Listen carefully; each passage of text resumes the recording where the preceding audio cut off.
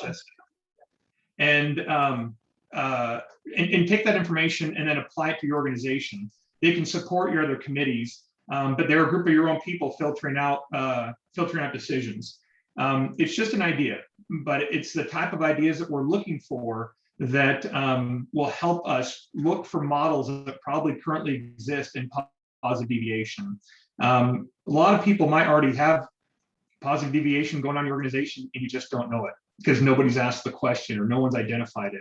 And that's why you all are here. And that's why we are also here with our champions, is to talk about, you've heard my stories, and in a little bit, I'm going to ask for Walter and Dr. McDonald's stories and ideas as well.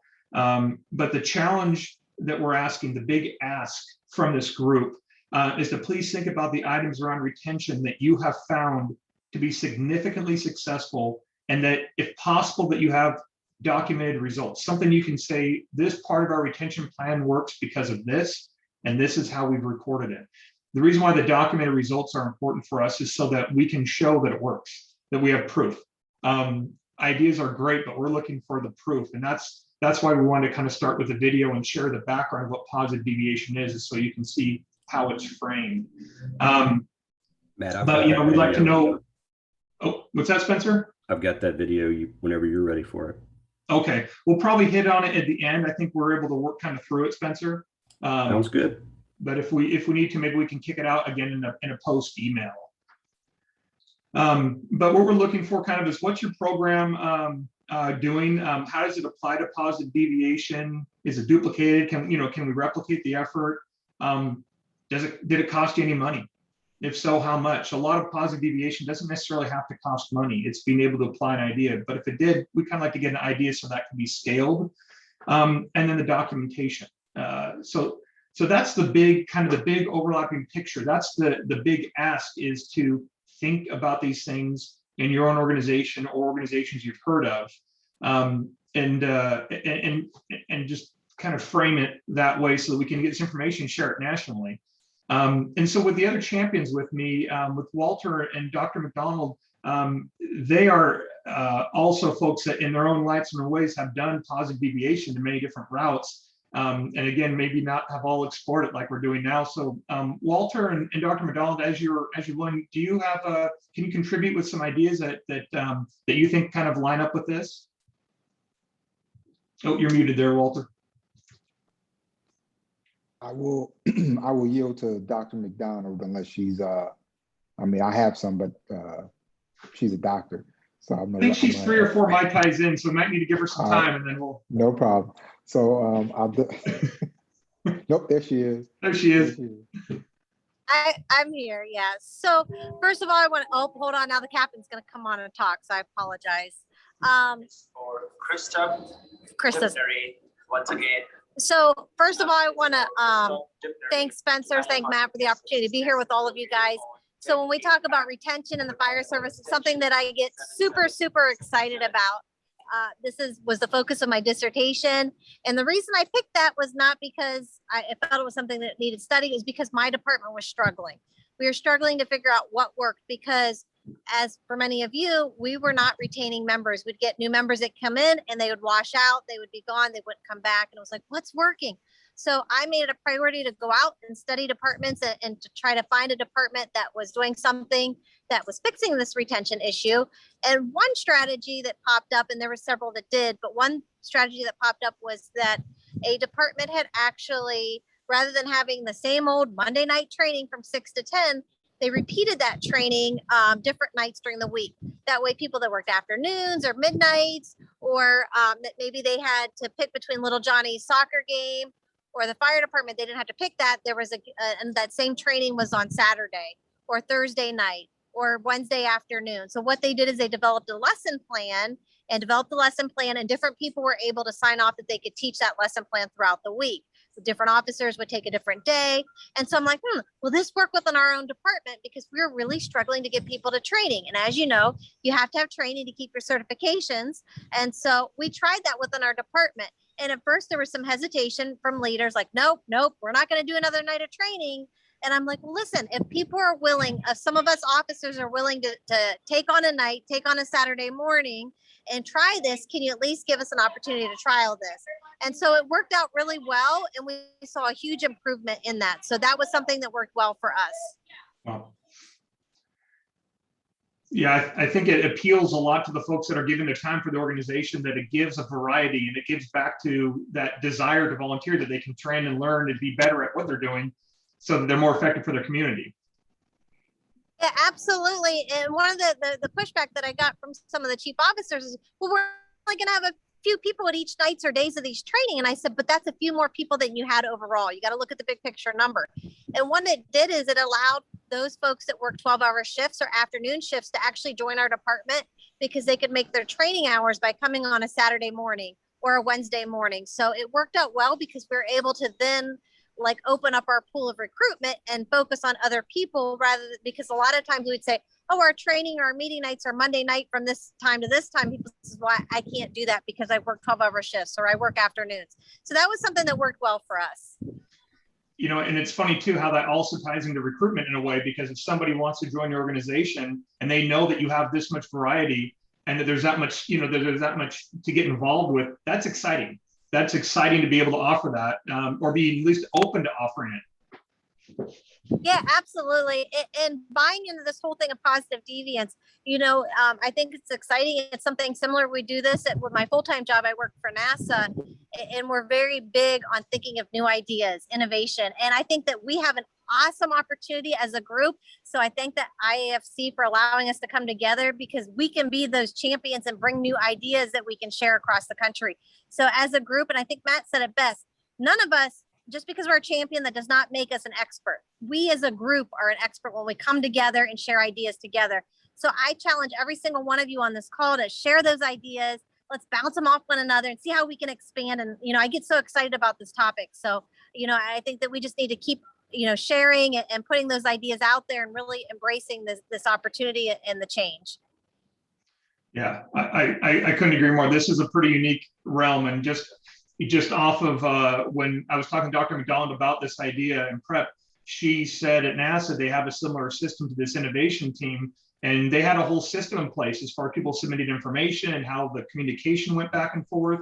And I never knew that existed. I thought I was coming here, I got this great new idea, guys, wait till you hear it. And you know, Dr. McDonald's like, well, that's a pretty good idea, but yeah, we kind of do something like NASA this. did it. So, yeah. But yeah, no, and Matt, I tell you, it's a great idea, and I think it's definitely something we could duplicate within the fire service and use the tools that are already out there. So, you know, I'm excited to see what this group comes up with, and to see next month as we start to break things down and to really put these ideas to work. So I'm excited to meet everybody and chat with everybody. Absolutely. And Walter, you had a couple also that you came prepared with. Are you ready to share those? Yes. So definitely a couple.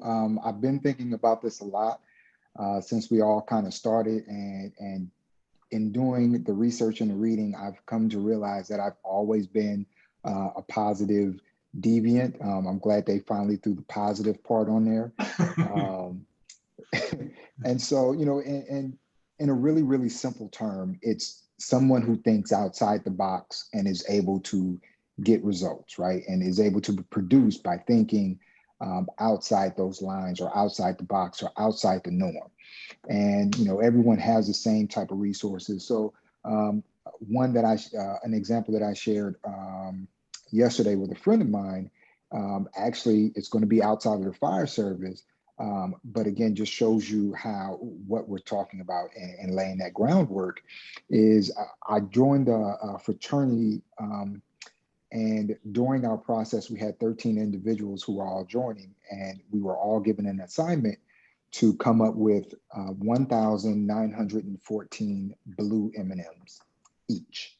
All of us together had to, or separately, had to come up with 1,914 blue, royal blue M&Ms. And so if you know anything about M&Ms, you know, we're like, okay, we can just go ahead and buy a whole bunch of M&Ms and we'll be able to separate the blue ones. There's only about 6, no more than 7 blue M&Ms per bag, regardless of how big you get them. And so 13 of us buying M&Ms and trying to be creative. And we're not really trying to be creative. We're just trying to get 19 for the year we were founded, 1914, blue M&Ms. And finally, after about 2 days, I said, why don't we just, all of these bags of M&Ms that we have, why don't we just go and buy some blue spray paint and just spray paint the M&Ms that we have all blue? And it was then that all 13 of us slapped each other and said, wow, we spent way too long not thinking outside the box, right? And so that positive, that's what I did, or that's what we did. We all had M&Ms and went and bought 2 cans of spray paint, blue spray paint, and spray painted all of the M&Ms that we had bought blue.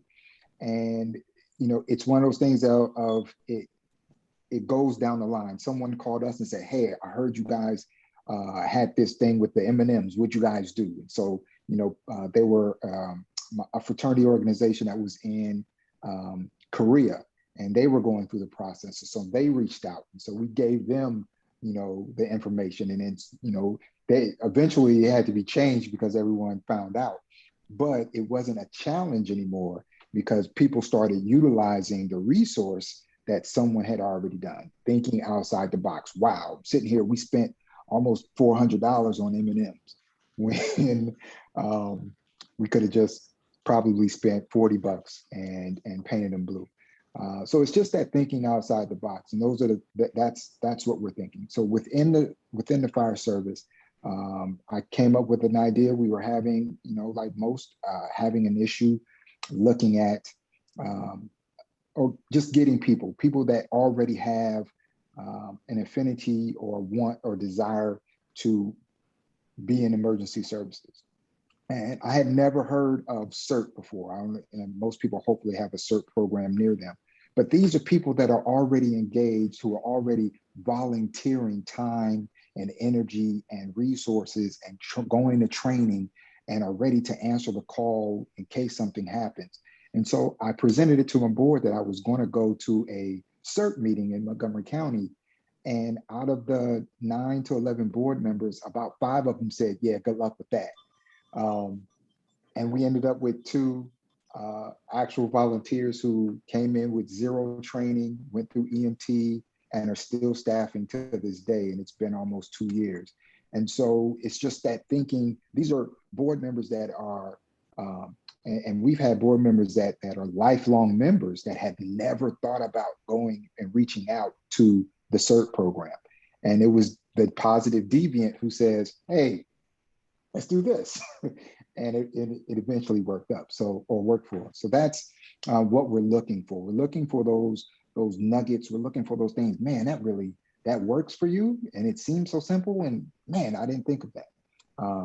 And so we're going to allow all of us to think about those things and have those ideas and share those ideas. And eventually we'll all become positive deviants. Or we'll all get food poisoning by the returned blue M&Ms somewhere near West Burtonsville, Maryland. One of the two is going to happen. You know what? They made us count them and they threw them away. It was when you were talking, it reminded me of when you talk about like the CERT groups and you think about other ideas, bringing them up to the, as ideas come to the surface, having campaigns that are direct public, people that are already in the volunteer service in one capacity or the next. When you think about CERT groups, Red Cross, sometimes, reserves, sheriff reserves or cadet reserves, Elks Lodge, Moose Lodge, all these other fraternal organizations are all opportunities for folks that maybe have similar values that we do. And what could we do to identify positive deviation in a retention program that says, hey, we've been able to retain these people because we provide similar things that the Elks or the Lodge or the CERT teams do, because those folks have programs that retain. And sometimes our best examples of good retention programs come from outside the fire service. And what's great about having a group of volunteers and volunteer-minded people is that we can look at things because we all have life experience outside of the fire service. And so when you think about these examples, I really want to encourage you to think like Walter did and to think of an example that is not necessarily what we have always done or we've always seen, but maybe there's an example that you saw from another corporation that has volunteers and what they have done to retain those volunteers. Those might be some examples that can lateral over to the fire service that we've never done or never thought about. That's just one more, possible tool to think about. So I appreciate the example, Walter, because it's something that unless you're willing or allow yourself to really try something different or think about something different, you won't know that it'll work. You just won't know. And that's the buildup of what can make successful retention. So Spencer, Dr. McDonald or Walter, did you have any other specific examples you want to point out, or should we pass this back over to Spencer, back to the group? I just want to make sure I confirm with you folks beforehand.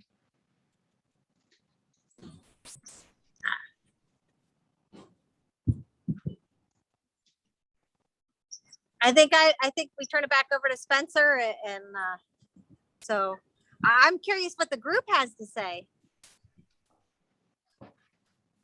Yeah, absolutely. We've had a few examples shown up here, and so I'll just read through a couple of those real quick. And so Shanna in Spotsylvania, Virginia, says that they allow their volunteers to pull their hours, their shifts with the paid staff as well. And I think that's an excellent idea.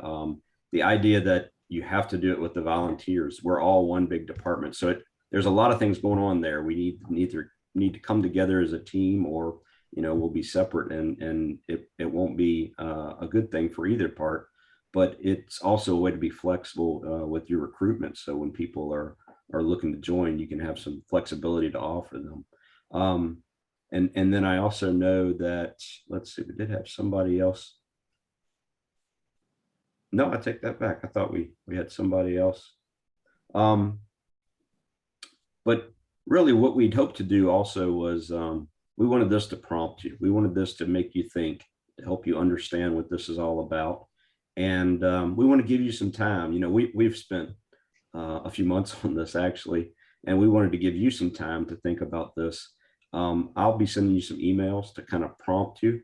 And like I said, when we come back in September, we really want to break you out in a group with our 4 deviants. Maybe we should call them deviants instead of champions.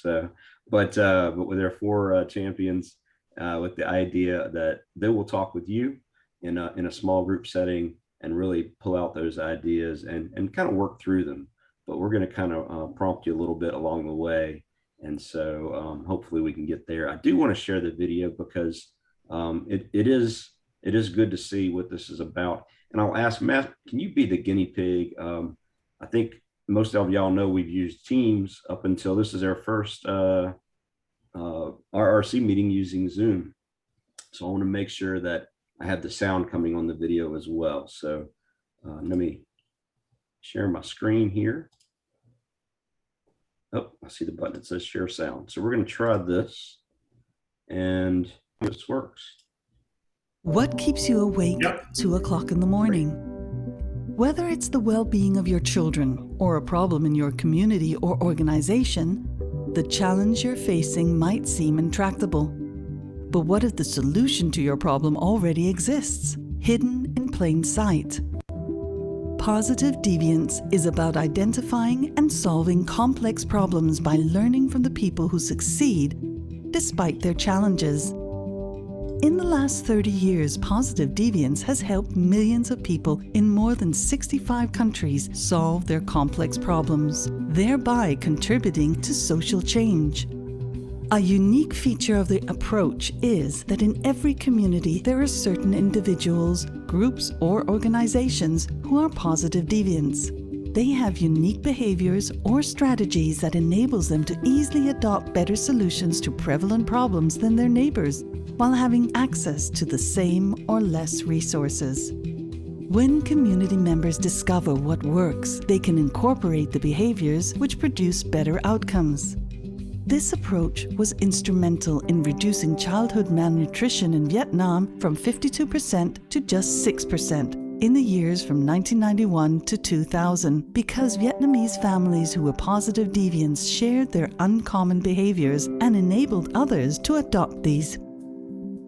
Between the years 2005 to 2010, staff from more than 20 hospitals and the largest healthcare system in the US developed methods which reduced hospital-acquired MRSA infections by rates as much as 80% and sustained the improvements.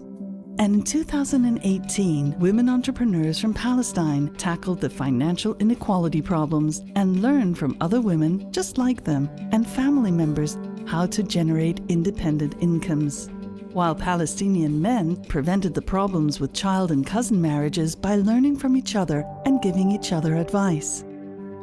So how do you determine the seemingly intractable problems, discover the positive deviants and their way to the solutions, and help them share their behaviors with the community while keeping track of progress?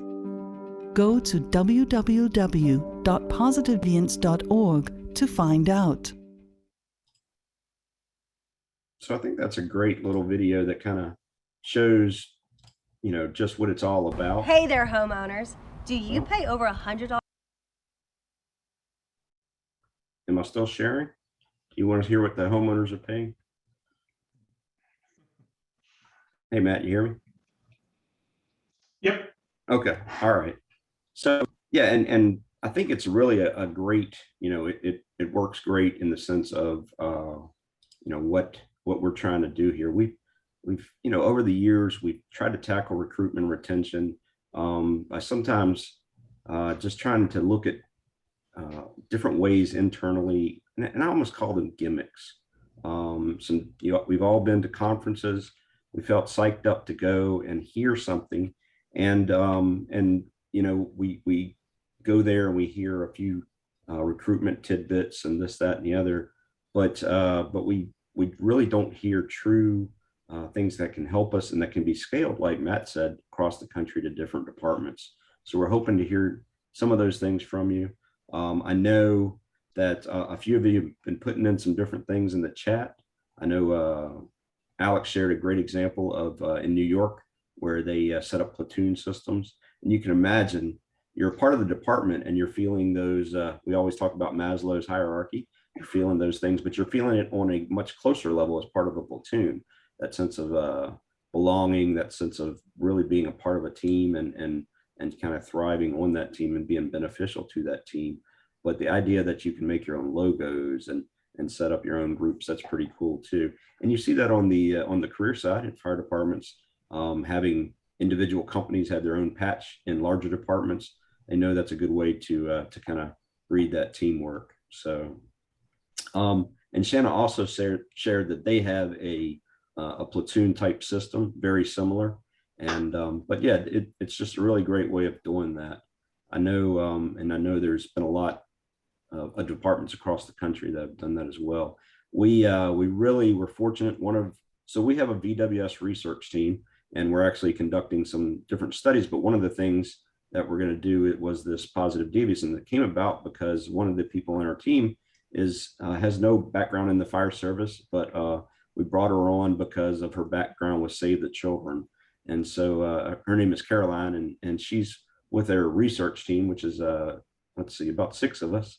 And but she worked for Save the Children, and they're the ones that went into Vietnam and really made that huge difference in child malnutrition.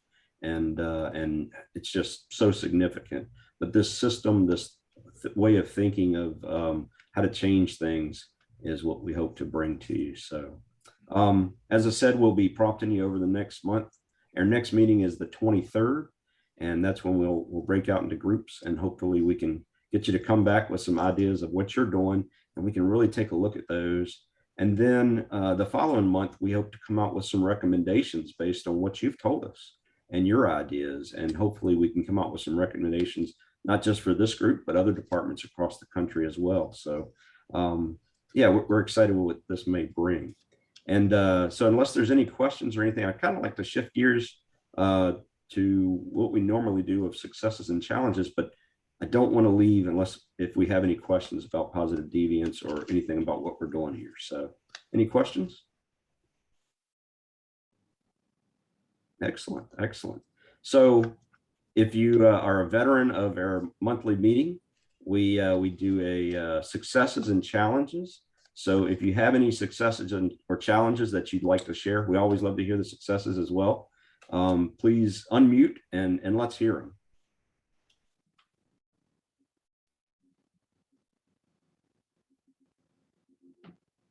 Nobody's had any successes? Come on. I know there's some smart people here. Well, I can tell you that we're working on developing one. What's that, Barb? We want to start a mentor program, and we have not yet. I've been in the fire service for a long time. I'm now support service. I'm not actively running calls. I can't get up in the middle of the night anymore, like I used to be able to. So I'm working with the support services, and we have had a pretty dynamic support service. We do fundraising, we do marketing and recruitment and retention and community events and all of that kind of stuff. But especially lately with COVID, we've had to make them Zoom calls, and we've lost a lot of the support that used to be there. So with a new bunch of people that are coming on, we have a group who said that they're willing to be a mentor. We developed a questionnaire that we send a new administrative member, asking them what kind of things are they interested in. That questionnaire gets shared with a lot of the committee chairs that we have. So, you know, if we've got, say, Walter coming in who's really hot on, wants to do our pancake breakfast. We used to do pancake breakfasts. And so he would go, the person who's over in that committee would make sure that they grabbed Walter up as a mentor and as someone to bring into that particular committee. It's early in the process. We've only been at it a couple of months, but we're getting there. The people who are mentors get shared the questionnaire, as well as some ideas about how to help them get better integrated in this system. A common complaint that we used to have is, well, you know, I really like being here and it's great, but it took me about a year to finally figure out what it was I was supposed to do and how to get more involved in what I like to do. So we're hoping that we've changed that dynamic. We'll see. Great. And what you said there about people, you know, I really wasn't sure what I was supposed to do. That you hear that all over. Yeah, you're not the only one there. I will say that your pancake dinners might be something if you have blue M&M pancakes, but it might really take off. I don't know for sure though. So, but yeah, anybody else have any challenges? Anybody have any successes? We're still open to successes as well. So, but Spencer, I just was reading what Shanna had put on in the chat box, and it sounded very similar to stay interviews, something that's pretty impactful. Yeah. When we get in the rush of things and we stop getting to know our people. Absolutely. Yeah, there's barbecue. Shanna, did you want to talk about that for a second? You know, you really should get Travis to come in here, Travis Preen. Well, that'd be awesome. He set all of this up. I mean, you've met him during the interviews and stuff, but he brings them all in every quarter, and they bring their families in, and that's when they get their patch saying which station they're going to be training at, basically, while they're in the academy, for the Volunteer Fire Academy. So it's kind of like a big thing. They get to all find out where they're going, and their families get to see them get their patch, and all of the station captains are there. And I mean, they play music, and they just, you know, they make hot dogs. The auxiliary is there because we have a huge auxiliary. They're amazing, and they cook for everybody, and the chief and his wife, and we all, you know, just kind of serve the families and walk around. And then even the chief's wife, she comes up and she talks about what it's like to be the spouse and the mother of fire and rescue personnel, and what to expect while they're training, and a little bit about how the stressors are for the families as well as for their loved ones. So, you know, if they ever need something, to call or email her or the chief or anything that they need. It's really good. They've only had 2 so far. We just started it, but I go to all of those, and it's really nice to see them with their families, and you see all these little kids, and we take lots of pictures, and everybody really enjoys it. Excellent. No, that sounds great. That sounds great. And like Dr. McDonald said, anytime we can bring the family in, yeah, absolutely. And you know, a lot of departments don't do a good job of integrating that, but we do know that's something that can cause success, because it's really a lot of sacrifice for that family of the volunteer, not just for the volunteer themselves. And so the more that we can integrate them with that and let them know they're a part of our big family, just as well, you know, that's a lot easier for them to swallow. So Also, another thing, I just piggybacking off of this, is when senior leadership really engages with new members, and you know, not just the hey, how you doing tonight on a shift and how was your day, but in the military, my best supervisors took an interest, even if it was fake. They took an interest. You know, come sit down. Are you going to school?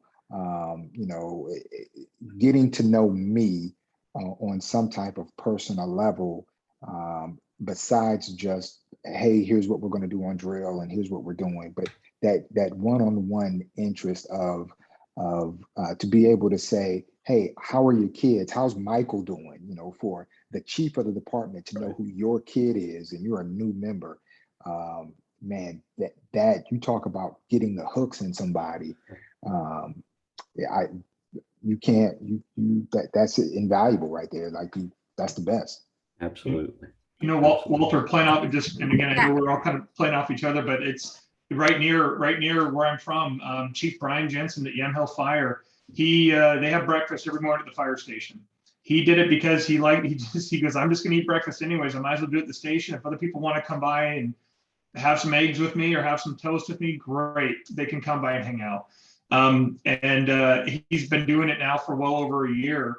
And, you know, and when he's not there, then someone else will cook breakfast. And so now when people rotate in, they all just want to have some breakfast. It's just kind of what they do. And if there's ever leftover food, they're rolled up into a burrito and they bring it down to the police station and they share with the police officers.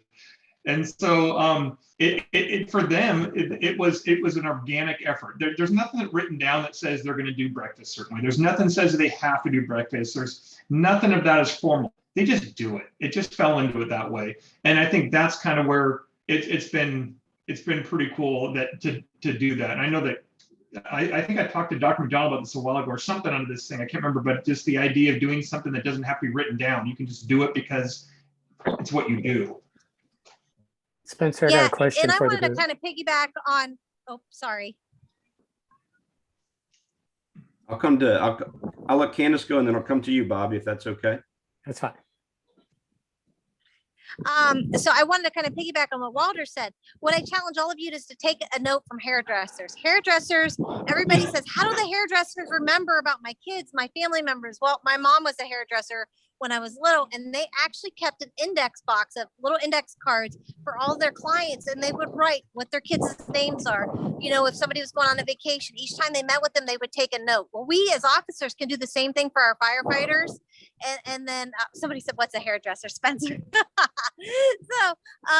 But we can do the same thing as officers. It's okay to take notes about your people so that you don't get things confused. That way, when you meet with them, you can reflect. It's not cheating. It just means you care, because some of us, we get things confused, and you don't want to confuse, you know, maybe somebody's going through a divorce and you don't want to say, hey, how's your husband or your wife? But so take notes about your people, keep a little index, you know, if you have an iPhone, there's the note feature in your phone, or you can do it real informally, but, you know, as you're getting to know people, you know, document things.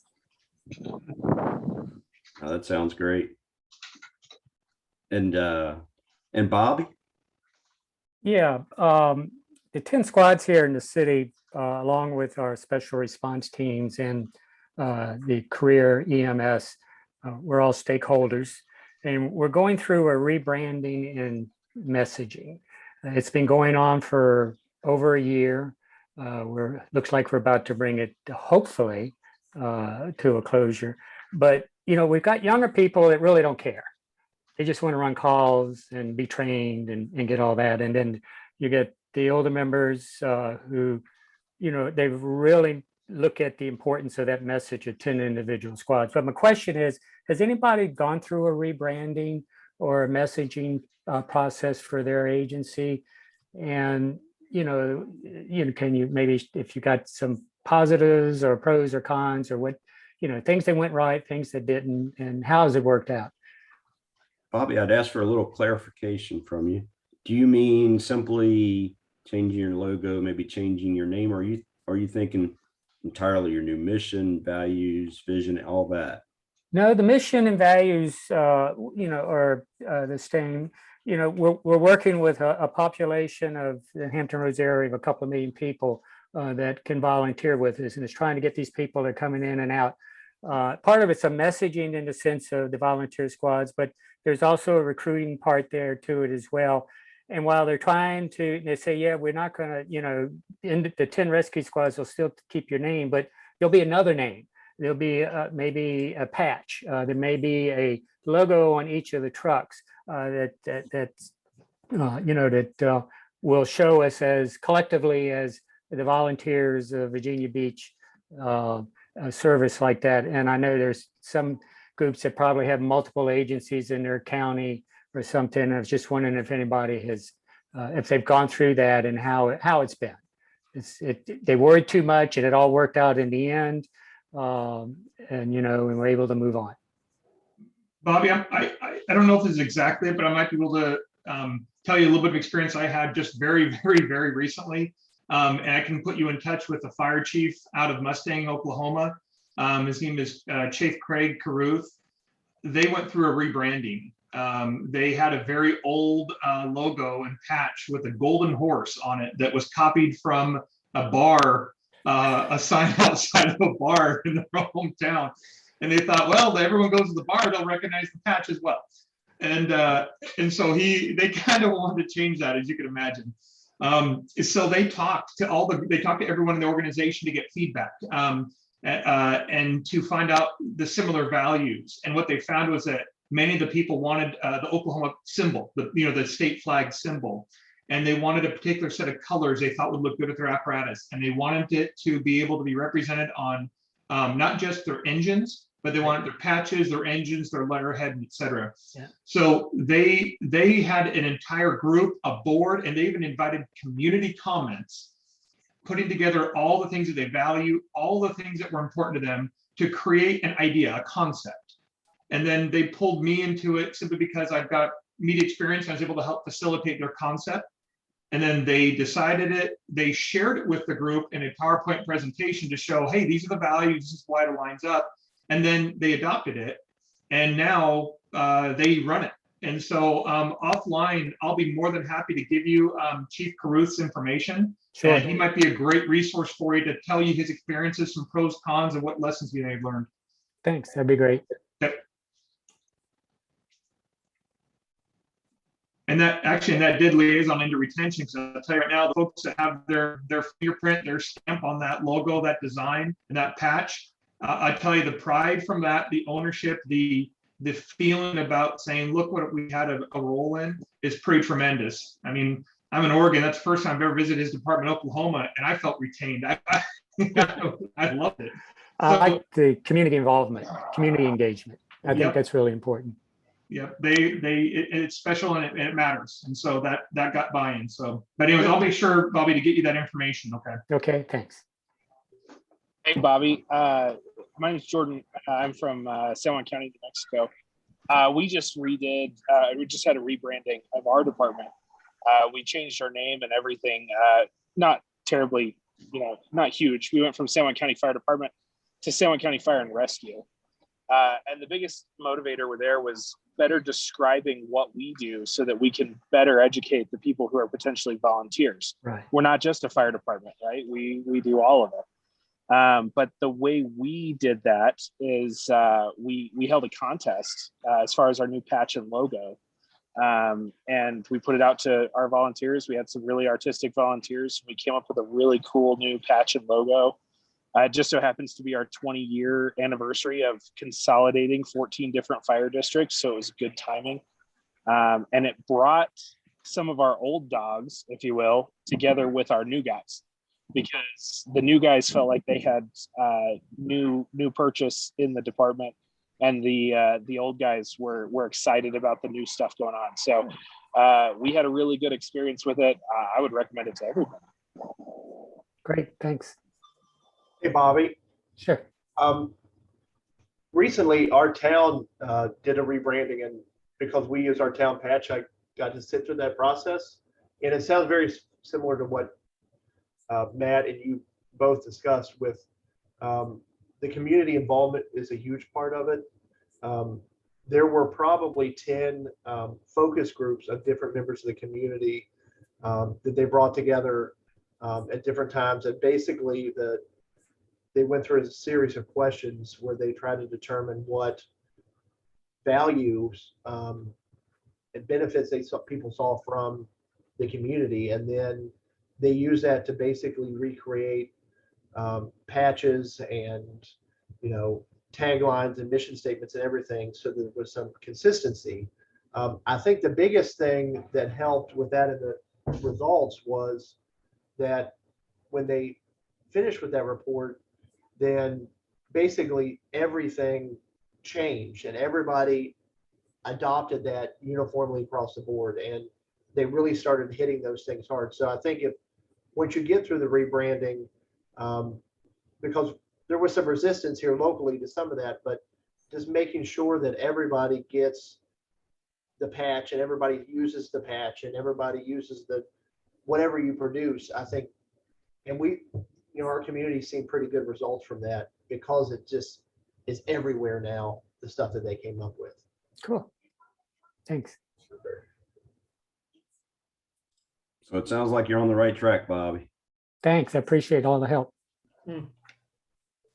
Well, does anybody else have anything they'd like to share? Spencer. Yes. I don't have anything really to share regarding recruitment and retention specifically, but I just I would be remiss if I didn't plug our upcoming leadership series class. I'm hoping that everybody received that flyer through this group, but if you have not, you can go to the Virginia Fire Chiefs website, vfca.us.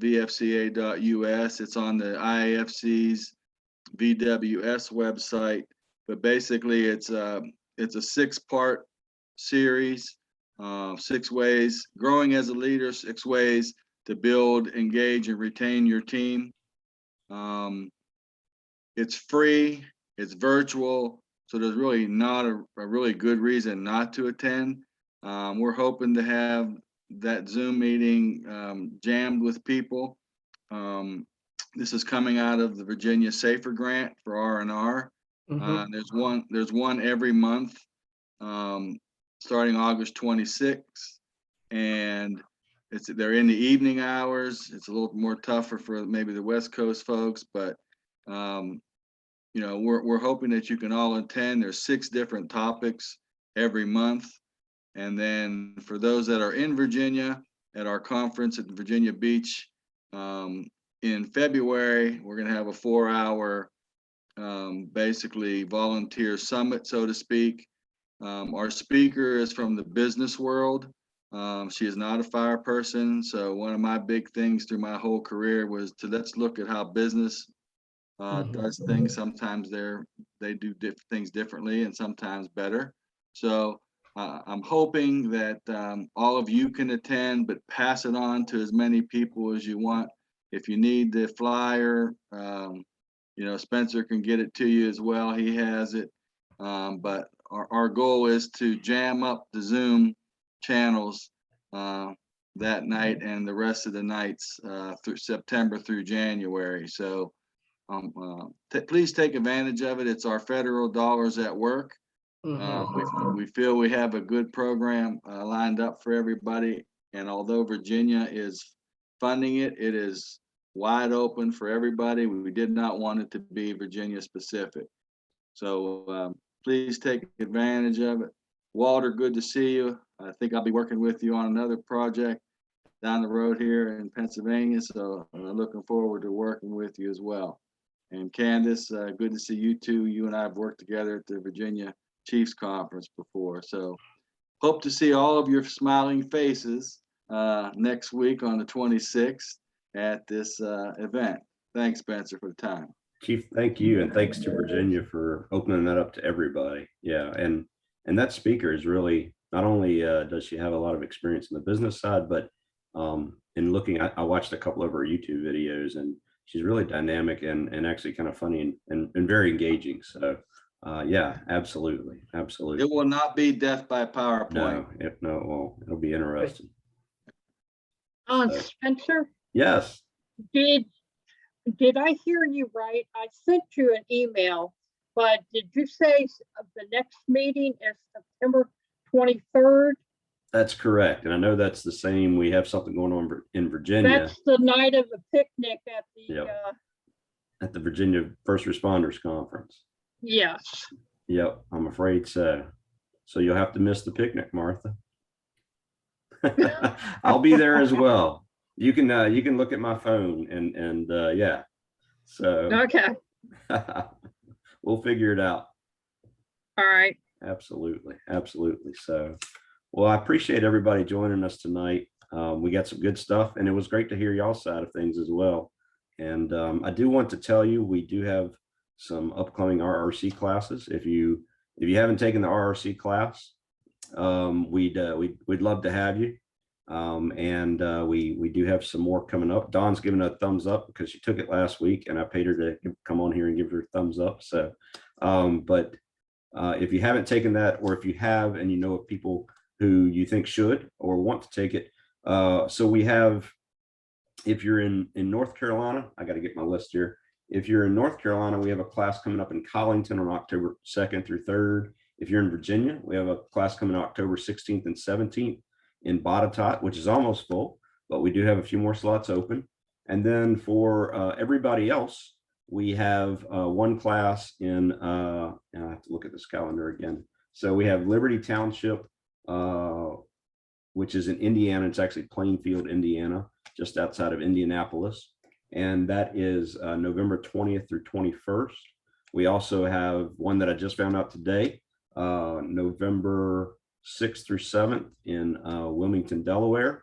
And then in Provo, Utah, December 4th and 5th. So those last three classes that I told you about, they are funded by your federal dollars. I'll fly you there, and I'll pay for your hotel and food, and we eat good, as you can tell. Anybody see me? So yeah, it's a good time, and we'll get you there and pay for your way. The Virginia class, again, Chief Caputo and his group are great. They're going to pay $200 of your expenses, and same if you're in North Carolina, they'll pay $200 of your expenses. So all this will be coming out in an email to the RRC group as usual. And I really appreciate you guys being here tonight. And we hope to see you again next month, September 23rd. Martha and I will be on the phone at the Virginia First Responders picnic. So, but we hope to really talk more about this positive deviance and really hear from you. So I'd invite you to come and be ready, but we'll be in touch by email. And as always, if there's anything we can do to help, just holler. So thank you all very much. And thanks again to our champions. It was great. Thank you. Thank you, sir. Thank you. Good See night, you guys all. next month. Absolutely.